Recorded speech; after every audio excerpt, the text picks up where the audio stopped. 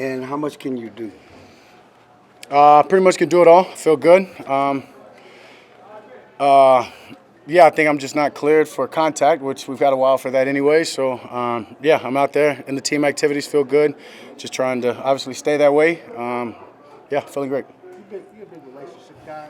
How do you embrace what Schotty's been trying to do around here? Yeah, he's doing a hell of a job. He's doing a hell of a job. Great job in building the culture. I mean, look at him right there, seeing and dapping off guys, and that's him. You're going to see him around weight room, the field, the locker room. Preaching about competing every day, but not only that, we're doing them in team meetings, competing at practice, and that's the part about today's practice, right? Is that fine line of competing, but doing it smart and being disciplined about it. And he's just doing a hell of a job building the culture, and in a sense, starting over and understanding that, yeah, we do have to do it from the ground up, and it's been fun. How would you describe this Cowboys culture and what it's going to become? It's getting created. Yeah, I don't want to say that what it's going to become. It's something that's got to define itself and get created amongst all of us, coming together, believing in it, believing in one another, and understanding that this culture is going to be the reason that we win. Dad, what does it do for this offense when you have another weapon like George Pickens? Huge. Yeah, very huge. I mean, then look at that guy's tape. You see what he does, the kind of receiver that he is. He's going to win the one-on-ones. He can win 2 versus 1 if he has to. Very, very talented guy. And when you can add him alongside of CeeDee and the rest of the weapons that we have, I'm super excited. How did you find out about the trade, and what was your initial reaction? Yeah, pretty funny, I guess. I was actually away from my phone for a couple hours and go back to like 6 missed calls from Jerry's assistant. So had no idea, literally no idea what it could have been about. And actually a voicemail from Jerry, hey, I got some good news I want to share with you. So I called him back, and he was excited. And he was just telling me that it happened, that it'd be released either later that night or in the next morning. And, yeah, just a lot of excitement from the both of us. Can you do that Jerry voice again? No, one time. How big is energy? It seems like you guys are getting energy starting at the top with Schottenheimer, because a lot of fans, I think they kind of roll their eyes and are like, they're trying to change the culture. But what are you feeling in the building? Energy.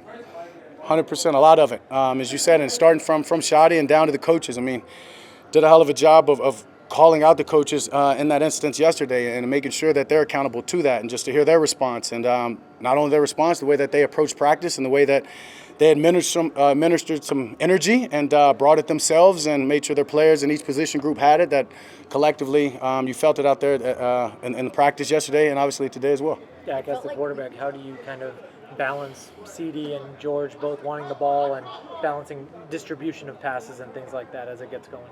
Yeah, I mean, I think having a conversation with them up front, maybe that, hey, there are going to be some games and maybe one or the other, it's tough, right? And that's the beauty of having you two guys, is I don't know if it'll ever be tough for both of you. But in that instance, those are 2 unselfish guys, and truly they want to win. And when you're not winning and you're not getting the ball, trust me, I understand the frustration. So I'm never going to be mad at them for frustrating about wanting to win and wanting the ball. So it's the communication, it's the relationship that we're building and we'll continue to build, whether it's amongst me and GP or CeeDee. We've talked about this in the past. Where you were, like in a normal off season, healthy, all that. Am I behind? No. How did you catch up? Left the season early. I was hurt. Like, excuse me. Like, my off season started way earlier, so that's sorry. Yeah, sorry for the language, but yeah, my off season started way earlier, so that's really essentially why I'm ahead. On top of working with Brett, working with this training staff, and Luke. We didn't think you'd do everything, but you're doing everything. Like they said, you'd be limited and stuff, right? I mean, people say a lot of things about me, man. I just show up and control what I can control, and healthy, trying to stay healthy.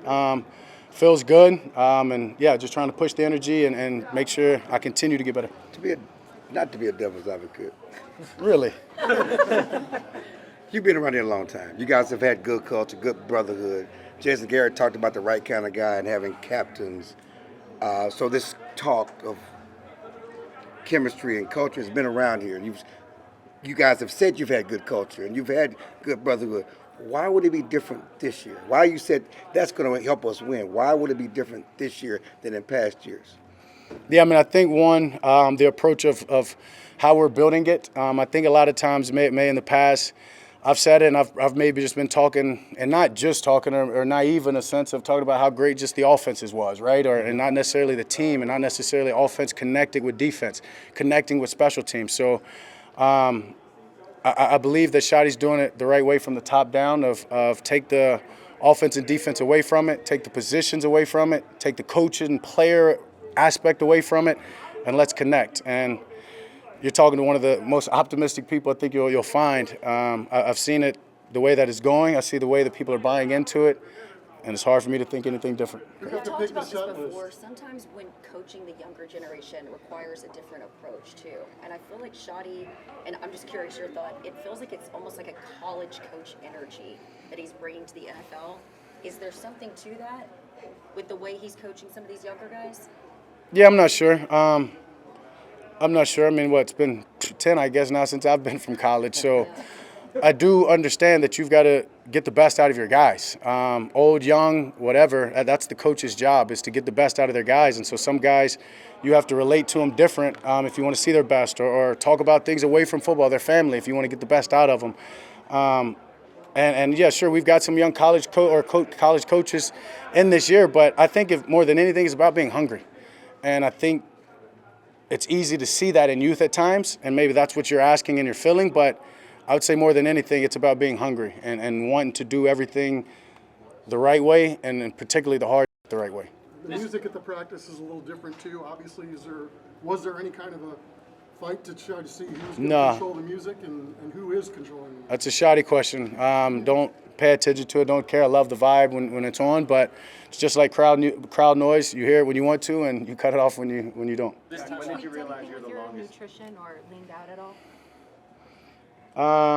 No, I mean, I just think my fiance keeping me away from the sweets. I ask for ice cream. She brings me protein yogurt. So I just think stuff like that, honestly, has helped. The rehab, running as much as I've been doing for the hamstring, but nothing major. Dak, when did it hit you that you're the longest tenured player?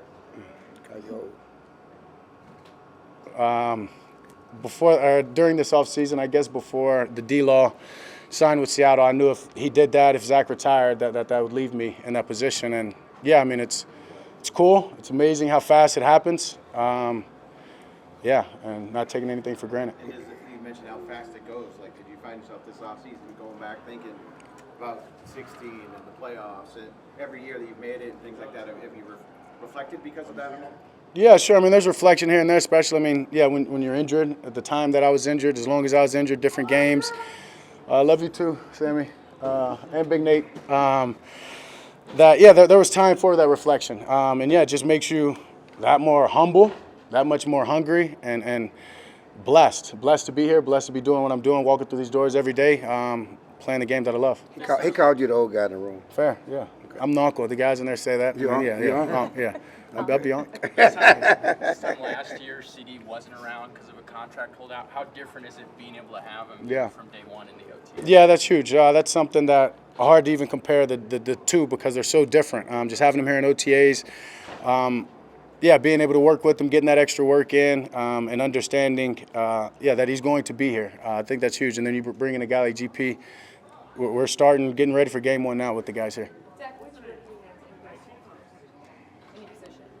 I mean, I don't know if that's fair in 2 days of being on the field.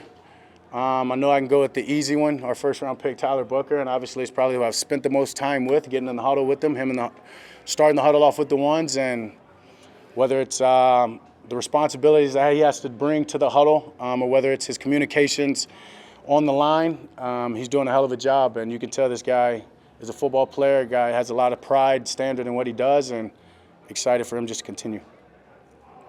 Thank you. Perfect. Thank you all. Appreciate it.